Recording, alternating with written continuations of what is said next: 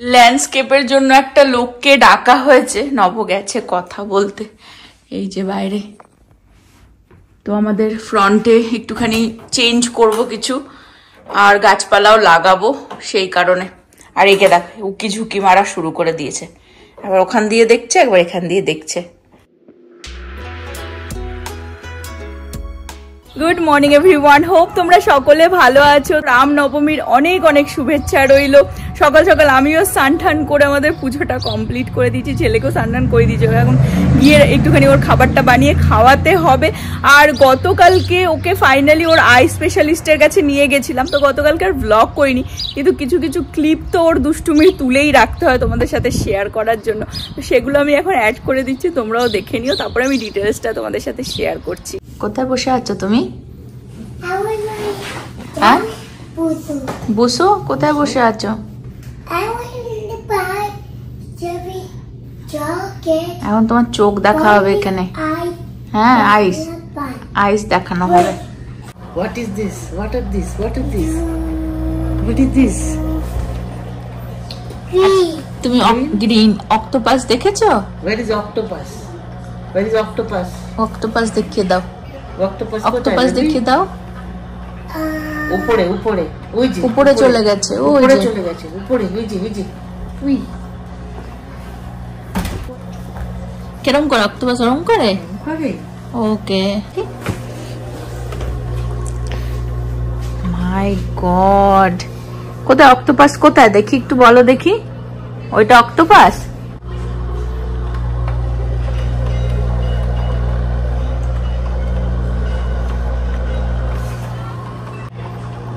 Baby বলো octopus, baby বলো octopus, baby এই যে বল অক্টোপাস বল।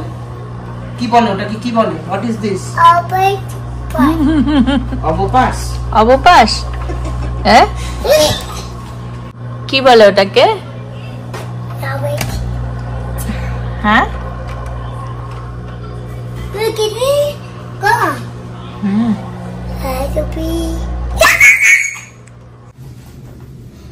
ম্যানুয়ালি অলরেডি দেখানো হয়ে গেছে। আমাদের বাচ্চাদের জন্য কেক ডাক এই ওই বলতে পেরেছে মোটামুটি, কিন্তু এখন আর কি ডক্টর এসে ফাইনালি দেখবে। চোখে ডাইলেশন করেছে, তাই জন্য এখন গ্লাস পরিয়ে দিয়েছি গাড়িতে যাওয়ার জন্য। চলো চলো খুলে না ওটা, যে ডোন্ট টেক ইট। বারবার ওইটাকে খুলছে আর পড়ছে। আমরা এসেছিলাম এই যে পেডিয়াট্রিক আই স্পেশালিস্টের কাছে। চশমা নিতে হবে না, বাট বাকি আমি পরে ডিটেলসে বলছি। পড়ে নাও। হ্যাঁ ওকে, গুড জব। চলে আসো, আস্তে আস্তে আসো, আস্তে আস্তে স্টেপ করো, হাতও ধরবে না, নিজে নিজে যাবে। চশমা পরে দাও। চলো। এই বছর স্প্রিং এর আগেই ভেবেছিলাম যে আমাদের এই ফ্রন্টে কিছু কিছু কাজ করাবো। তো নভ অনেকগুলো জায়গা থেকে এস্টিমেট নেওয়া শুরু করে দিয়েছে, যেখান থেকে আর কি বেটার ডিল পাবো তাদেরকে দিয়েই করাবো। আর দেখো এই গাছটাতে বহু বছর পর ফাইনালি দেখছি ফুল ফুটেছে, কি সুন্দর লাগে তাই না? বৃষ্টি হচ্ছে তো এই বছর ভালো, সেই কারণেই মানে খুব সুন্দর ফুল ফুটছে। লোক তো রাখা হবে, কিছু কিছু কাজ করাবো, বাট তার আগে নিজেরাও স্টার্ট করে দিয়েছি। নব এখানে দুটো গাছ শেষ হয়ে গেছিল, সেগুলোকে উপরে ফেলে দিয়েছে।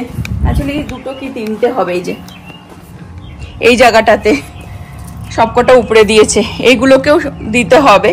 অ্যাকচুয়ালি শুধু যদি গাছ লাগানোর হতো, কারণ আমার অনেক গোলাপ গাছ লাগানোর ইচ্ছা আছে সামনেটা, তাহলে হয়তো আমি আর নব মিলেই করে নিতাম। তাতেও যদিও বা টাইম লাগে, ছেলেকে একা ঘরে রেখেই আর কি করতে হয়। পৃথিবী তো আজকাল বিজি প্রতিদিনই, বাট আমাদের আরো কিছু কিছু না কাজ করাতে হবে, বর্ডার গুলোকেও আর কি ফিক্স করাতে হবে। ওই জন্যই ল্যান্ডস্কেপে বিভিন্ন জায়গায় আর কি এস্টিমেট নেওয়ার চেষ্টা করছে যে কে কত টাকা আর কি বলে না বলে। ছেলের যে ফিজিশিয়ান, সে গতবারও ছেলেকে বলেছিল একটা আই এক্সাম করাতে, 2 বছর বয়স হয়ে গেলেই বলে। তো আমরা গতবার করাইনি, এইবার যখন 3 বছর হয়ে গেছে আমি নবকে বললাম একবার আই এক্সামটা করিয়েই নি। একটা ছোট্ট মেশিন দিয়ে আর কি একটা এক্সাম করে, সেটাতেও ফেল হয়েছিল। তো ওই জন্য বললো ডক্টর মন্ডল বললো যে ওকে আই স্পেশালিস্টের কাছে নিয়ে যেতে। তো সেই জন্যই আমরা গতকালকে নিয়ে গেছিলাম। গতকালকে আই স্পেশালিস্টের কাছে গিয়ে তো ছেলে খুব গুড বয়, একদম ডক্টর আইস। কোন ডক্টরের কাছে গেছিলে কালকে? আই ডক্টরের কাছে গেছিল, সেটাই বলছে।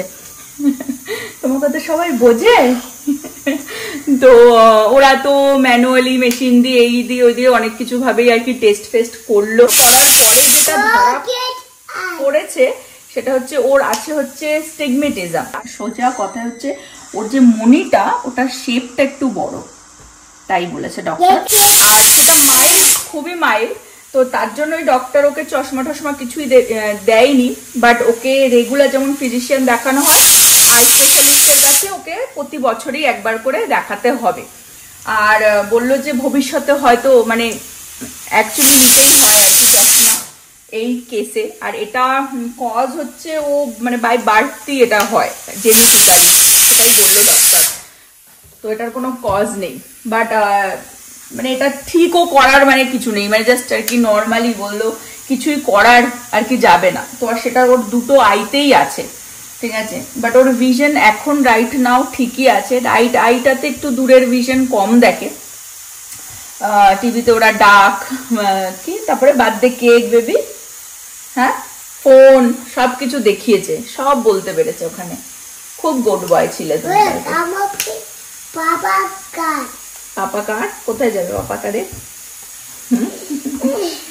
এই হচ্ছে এখন টেনশন। টেনশন তো হয়, ডক্টর বলছে টেনশন করে কিছু নেই, মানে ওর একদমই মাইল্ড অসুবিধে নেই, ও ঠিকই দেখতে পাচ্ছে। ডক্টর এসে গেছে আমাদের বাড়িতেই, মাকেও দেখে নেবে ছেলের সাথে সাথে। বলছে এটা জেনেটিক্যালি আর কি কারোর কোথাও না কোথাও আছে। তো আমার জানি না, আমি তো আই ডক্টর দেখাই প্রীতিকে দেখেছি, প্রীতির কোনো অসুবিধা নেই। নভ চশমা পরে, অফকোর্স ওর পাওয়ার আছে, বাট ও কোনোদিনও মানে ওকে ডক্টর কোনোদিনও বলেনি যে ওর এরকম কিছু আছে কিনা সিমটম। বাট বললো যে সেটা কারোরই হতে পারে, ফ্যামিলিতে আর কি আসতে পারে। প্রীতি সকাল সকাল কলেজেই বেরিয়ে গেছিল, আর ওকে লাঞ্চ দিয়ে দিয়েছি। এখন আমাদের লাঞ্চে প্রিপারেশন করে নেবো। লাঞ্চে হবে হচ্ছে রুটি আর আলু ভাজা প্লেন আজকে। আর প্রীতির আজকে লাঞ্চে দিয়েছি হচ্ছে ডাল ভাত আর ডিমের পোচ।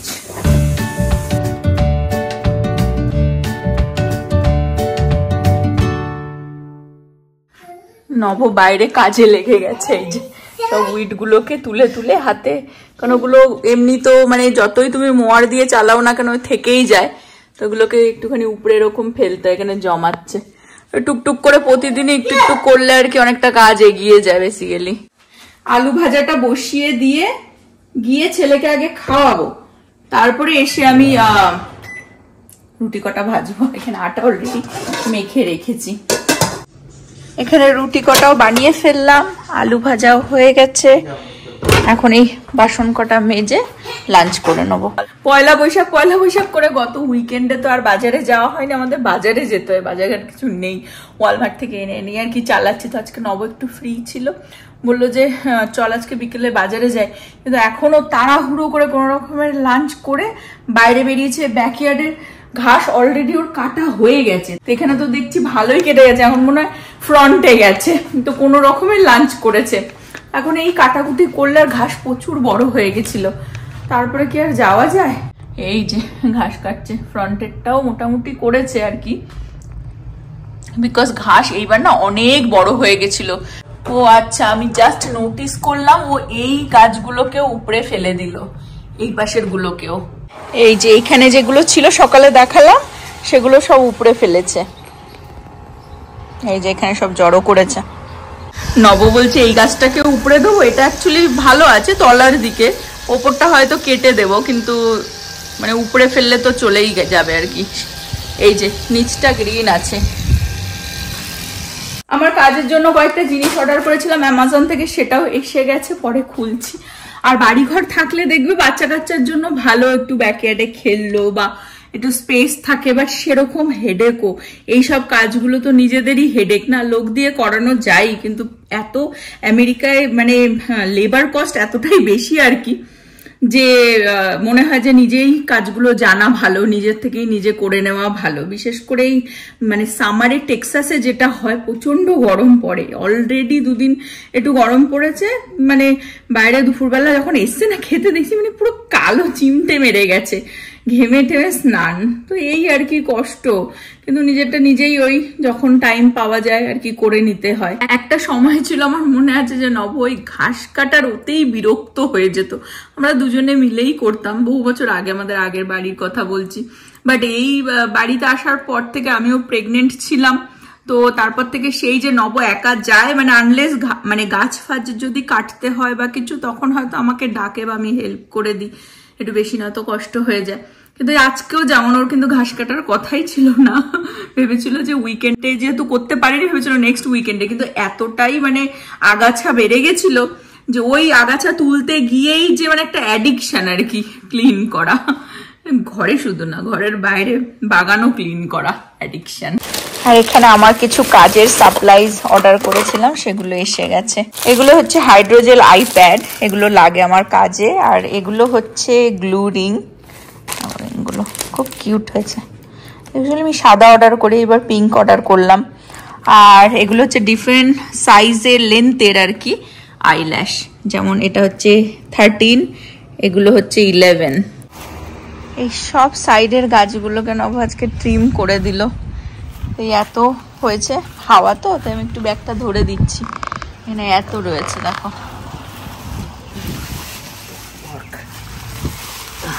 এরকম ছিল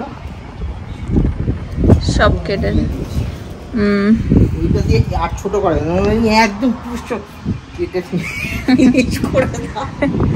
অনেক, হ্যাঁ অনেক, তাও অনেক ট্রিম করে দিয়েছি, মানে এই জায়গাটা জঙ্গলই হয়েছিল তো। বাবা ওইটা তো নেড়াই করে দিয়েছি, কত এটা তো শেষ, এই জায়গাটা তো পুরো খাখা করছে কিরকম, ধরে সব উড়িয়ে এখান দিয়ে পুরো কমপ্লিট করে দেবো। হ্যাঁ পুরো কমপ্লিট করে দেবো এইটার লেভেলে, সেম এরকম। তো মাছ খাটনি পড়ে যায়, গাছপালা ভালো লাগে, বাট খাটনিটাও তো দুপাশেই করে দেবো। ওই দিকটাতে, হ্যাঁ এদিক সব উড়িয়ে দেবো, বাড়ির সাইডের গাছ উড়িয়ে দেবো, শুধু সামনের ওইটুকু থাকবে, ওইটুকুই মেনটেন করবো। পারা যায় না টু মাছ, স্পেশালি সামার টাইমে জীবন শেষ। এখন সামার তো, আর 2-3 মাসে এগুলো আবার এরকম বড় বড় হয়ে যাবে। ওর সেবায় সবাই, দিদি কলেজ থেকে এসেই ওর সেবায় লেগে গেছে। এখন দিদি জল খাইয়ে দিচ্ছে, একটার পর একটা টেনশন। আগে একবার দেখিয়েছিলাম তো, এর মধ্যে নিয়ে 3 বার ওর ব্লিডিং হলো। জল তো সারাদিন পিছনে দৌড়াতে থাকি, খাওয়াতে থাকি। তো মানে আগের বারই দেখেছিলাম, আগের বার মাঝরাতে একবার বেরোচ্ছিল হঠাৎ করে, তো তখন আমরা খুব টেনশনে পড়ে গেছিলাম যে এমার্জেন্সি নিয়ে যেতে হবে কিনা। তবে দেখলাম ওর নাকের সামনেটাই, টিস্যুটাতে আর ওই রাইট নোজটাতেই, ওখানটাই রেড হয়ে যাচ্ছে। আর যখনই একটুখানি ধস্তাধস্তি করলো বা কোথাও বাড়ি খেলো, একটু ব্যথা লাগলে ওখান দিয়েই ব্লিডিংটা হচ্ছে, ভেতর থেকে আসছে না। বাট এই আজকে আবার হলো, তো যাই হোক 2 সপ্তাহ এই নিয়ে 3 বার। তো যেন কালকে ভাবছি সকাল সকাল একবার ডক্টরের কাছে নিয়েই যাব, অ্যাপয়েন্টমেন্ট নিতে হবে, সকালে উঠে ফার্স্ট কাজ। দিদি এসে এখন কলা খাই দিচ্ছে, জল খাই দিচ্ছে ওর পেছনে। ওর বাবারও টেনশন হয়ে গেছে, এখন তো ফোনে আছে, সার্চ করেই যাচ্ছে যে কি হতে পারে বাচ্চাদের। বলছে নর্মাল, মানে সপ্তাহে যদি ওরকম 1 বার কি 2 বার হয় ঠিক আছে, 2 সপ্তাহে নিয়ে 3 বার হলো। বাট এতটা দেখো, মানে ব্লিডিং হয়ে যাচ্ছে না, ওই একবারই বেরিয়েছে, সেটাই যে মানে মুছতে মুছতে এইরকম পরিস্থিতি। জামা টামা লাগে সব ধুয়ে এখন আবার কাচতে দিলাম। প্রীতিকে এখন একটুখানি নুডলস বানিয়ে দিলাম, ও এটা খেয়ে ঘুমিয়ে পড়বে, এখন সারাদিন কলেজ করে এসে টায়ার্ড হয়ে গেছে। তো নভ আর আমি মিলে ধরেও নাকের ভেতরের ফটোটাও তুলে নিলাম, যে ডাক্তার কাছে গেলে দেখাতে তো হবে যে কিরকম, বিকজ ওটা আবার ঠিকও হয়ে গেছিল, মানে গত 2 বারই শুকিয়ে গেছিল। যখন ওরকম ফুলে যাচ্ছে বা রেড হয়ে যাচ্ছে, তখনই হয়তো কোথাও গুতাগুতি খেলো, ব্লিডিংটা হচ্ছিল। তো ওই জন্য যাতে আমি বোঝাতে পারি, কারণ সকাল হলে তো আগে কল করে অ্যাপয়েন্টমেন্টটাও নিতে হবে, তো সেই কারণে। যাই হোক, আমি এখন আর কি ডিনার আমাদের জন্য করব, সেটা হচ্ছে ভাত ছিল ভাত, তো আমি এখন একটুখানি ফ্রাইড রাইস মতন বানিয়ে নেবো। আমার এই ফ্রাইড রাইসটা একদম ইজি, সেটা হচ্ছে ভাত, পুরনো ভাত, একটু সোয়াবিন সিদ্ধ করে নিয়েছি, এখানে অল্প একটুখানি আলু নিয়েছি, আদা আছে, আদাটাকে কুচি করে নেব, আর পেঁয়াজ কুচি। ফার্স্টেই গ্যাস অন করে এর মধ্যে দেব অল্প একটু তেল। তেলটার মধ্যে আমি সোয়াবিন গুলোকে আলাদা করে ভেজে নেব ফার্স্টে।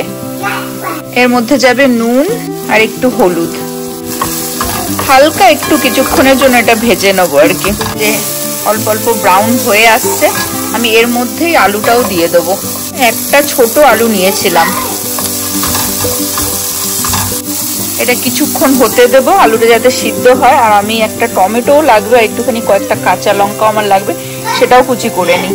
একটুখানি যখন সয়াবিনটা আলুটা ভাজা ভাজা হয়ে গেছে দেখতে পাচ্ছ, এখন এর মধ্যে আমি চিলি পেস্ট বা শেজওয়ান সস এটা ছিল আমার, সেটা আমি অ্যাড করে দিচ্ছি এর মধ্যে।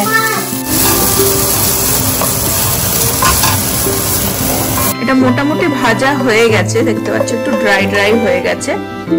এখন আমি এটাকে তুলে নেব বাটিটার মধ্যে।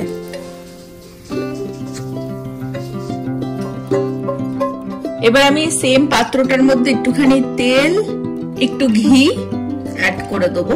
এবারে এর মধ্যে আমি এক এক করে আদা, পেঁয়াজ, বাকি জিনিসগুলো ভেজে নেব। আদাটা একটু ভাজা ভাজা হবে, তারপরেই পেঁয়াজটা দেব। এবার আমি পেঁয়াজটা অ্যাড করে দেবো, আর লঙ্কাও সাথেই দিয়ে দেবো।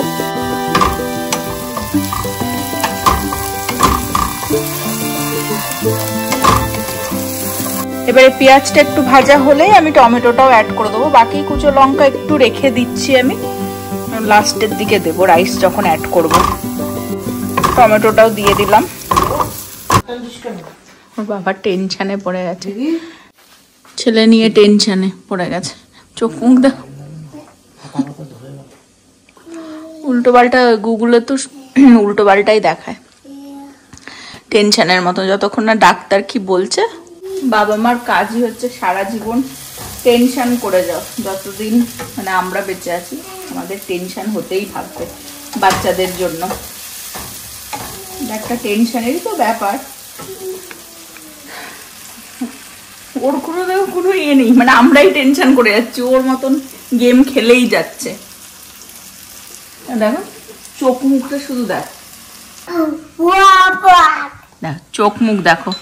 ও ডাউনলোডও পর্যন্ত করতে জানে, অ্যাপস ডাউনলোড করতে জানে। চুপচাপ ডাউনলোড করে বসে থাকে। টমেটোটা এখানে মোটামুটি হয়ে গেছে। আমার কাছে এক্সট্রা পেঁয়াজ আর এটা একটুখানি ক্যাপসিকাম কাটা ছিল, তো এটাও আমি অ্যাডই করে দিচ্ছি, না তো ফ্রিজে থেকে গেলে নষ্ট হয়ে যাবে। এবারে এটার মধ্যে আমি একটুখানি হলুদ, একটু সল্ট আর একটু মশলা মিশাবো। সল্ট পরিমাণ মতন দিতে হবে। আর আমি এই একটুখানি ভাজা মশলাও এর মধ্যে মিশিয়ে দেব।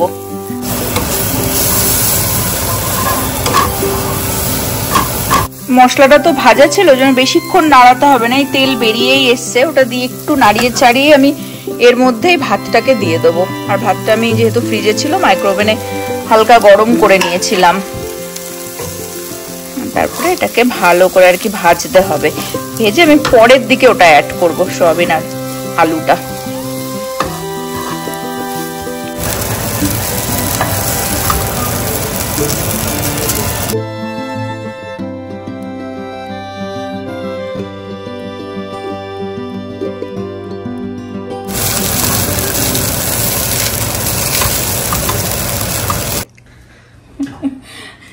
দুষ্টুমি শেষ হয় না, ওই জন্য হাসছি। ওর দুষ্টুমি চলে যাচ্ছে, যাই হয়ে যাক না কেন সংসারে।